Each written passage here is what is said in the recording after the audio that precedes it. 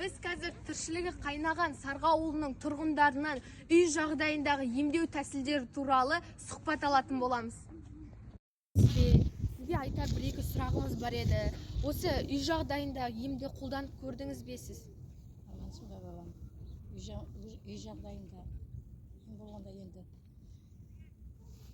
қайтып ауырып жатыр, соған қарай мысалға жаңа баяғы ата бабамыз өздері дәрігер жоқ, кәдімгі қазақ емдерменен емдеген, жер ұшық берген, күнге талас. Кішкентай бала ауырып қалған кезде көз тиді ма деп ит аяққа шомылдырған. Сосын мен жаңағы құрқылтайдың ұясын не қылып салқын тиді деп тұтатып, сонымен де емдеген. Мысалға бұтына сеп қоятын балдар болады. Қазіргі кезде сондай балдар көп, себебі оларға памперс кигізеді. Бесікке бөленбейді бұрынғыдай. Бұрын бесікке бөленетін балдар. Памперс деген зат болмайтын біздің кезімізде. Ол бесік деген тазалықтың белгісі. Таза жатады, әрі шошымайды бала. Бесікте беті жабық жатады. Памперспен жатқан бала бұтында памперс, бұтына сеседі, тышжада сол боғымен жата береді, сосын құйрығы жара болады. Бесіктің тазалық қасиеті сондай. Енді жалпы өзіңіз үй жағдайында емнен қалай құлан таза айығып кете алдыңыз ба? Үй жағдайында жаңағы жер ұшық беріп, сосын бір сарауыры болған баламды бүйтіп емдедім. Оны да жаңа қазақ емге қаратқанда дәрігерден тәуір болмады, 4 жыл бойы ауырды. Сосын құлақ тарттырдық, бет жегізеді дейді, оны да жегіздік.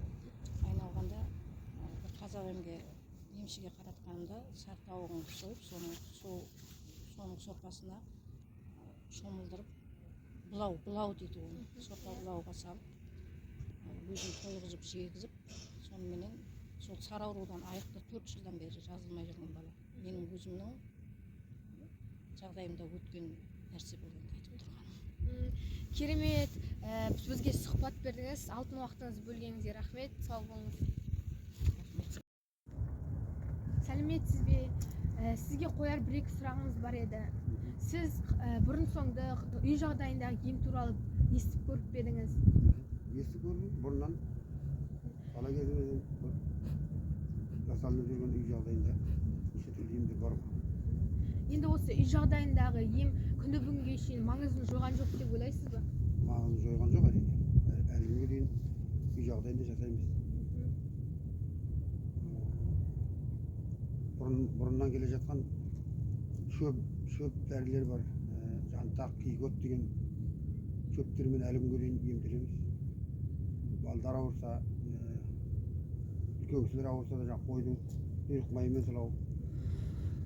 Әртүрлі сондай емдер жасалынады ғой. Енді осы сіз үй жағдайында емнің артықшылығы мен кемшілігі қандай деп ойлайсыз?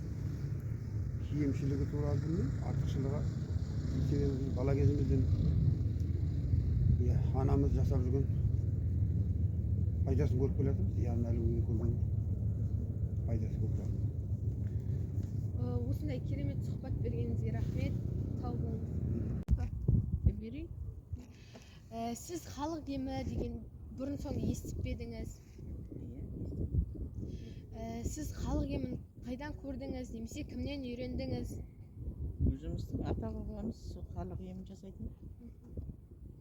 Сол тиімді болады үйден емделген. Дәрігерге жүгіре бергенше үйден аяғың ауырса қойдың майын, бала жөтелсе жаңағыдай жылы суға шомылдырып қойдың майын жағып сөйтіп емделе берсе болады.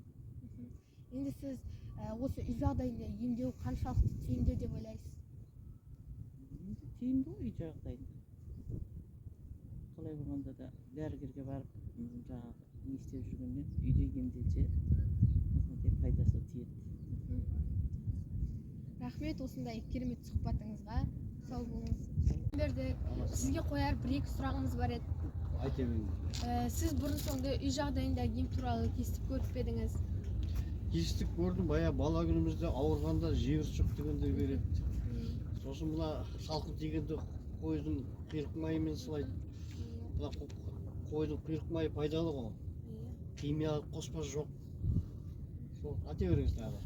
Үй жағдайындағы ем енді дене саулығы ма әлде рухани ем бе?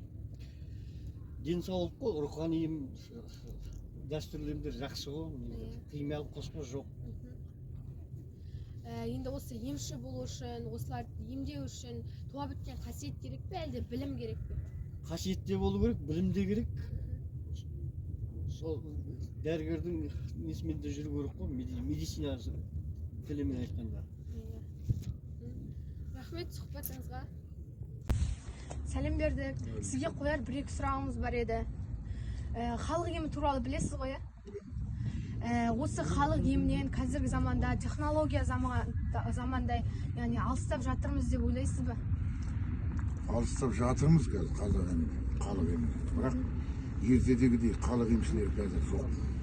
Жоқ деп болады. Мысалы, осы ауылда емшілер болды, жәдігер деген кісі болды. Ана Болат деген мамасы болды. Сынықшылар болды. Біздің үлкен жүйжеміз жақсы емді жаған адам. Әйелдерді қарайды. Сосын емшінің ең үлкені Тасқара деген кісі болды шетпеде. Сол кісілер өтті. Содан кейін қазіргі емші болды, бірақ олардың емі жүріп жатыр деп айта алмаймын. Білім де керек ем жасау үшін. Және ар жағында қаннан берілетін зат қой, сынықшылық қасиет дейтіндер болады. Әртүрлі. Енді сіз осы үй жағдайында емдеген қандай емшілерді білесіз осы ауылдағы? Бұл ауылда жәдігер дейтін кісі болды деп тұрмын ғой. Қойшығылып жәдігер деген кісі сынықтасады, емде жасады. Ол кісі аластап та береді. Қазір енді жаңағы тек жүріп тұрған жағдай адыраспанмен аластау ғой шөптің ішінде. Жаңа айтылып жатыр ғой, кигота, тағы да не шөптер бар деп. Жантақ шөптің түрі бар ғой. Адыраспанмен емделеді қазір. Аластайды анау мынау жерде. Сол жәдігер дейтін кісі жаңағы құдағайымның атын ұмытып қалдым ғой. Болаттың мамасын.